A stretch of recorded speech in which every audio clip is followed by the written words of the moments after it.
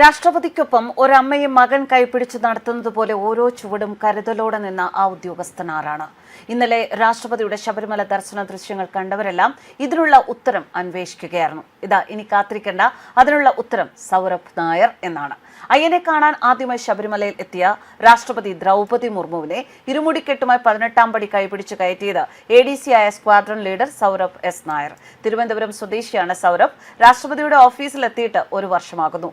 ശബരിമല സന്ദർശിക്കാൻ രാഷ്ട്രപതി തീരുമാനിച്ചതോടെ കേരളത്തിലേക്ക് അനുഗമിക്കാനുള്ള നിയോഗം സൗരഭിലേക്ക് എത്തി.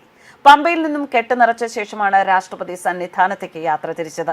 രാഷ്ട്രപതി കെട്ട് നിറച്ചപ്പോൾ ദക്ഷിണ എടുത്തു കൊടുത്ത ശേഷം പൂജാരിക്ക് കൈമാറാനായി പറഞ്ഞത് സൗരഭാണ്. പമ്പയിൽ നിന്നും പ്രത്യേക വാഹനത്തിലായിരുന്നു യാത്ര. കാനനപാതയിലൂടെയുള്ള യാത്രയിൽ ഓരോ സ്ഥലത്തെപ്പറ്റിയും സൗരഭ് രാഷ്ട്രപതിയോട് വിശദീകരിച്ചു. ഉച്ചയ്ക്ക് 11:45 രാഷ്ട്രപതി സന്നിധാനത്തെത്തി. സൗരഭ് രാഷ്ട്രപതിയെ കൈപിടിച്ച് 18-ാം പടി കയറ്റി. ഇടയ്ക്ക് അല്പനേരം നിന്ന ശേഷം രാഷ്ട്രപതി വീണ്ടും പടികൾ കയറി. ക്ഷേത്രത്തിന് മുന്നിലെത്തിയ രാഷ്ട്രപതിക്ക് ആചാരങ്ങളെക്കുറിച്ച് വിശദീകരിച്ചതും സൗരഭാണ്.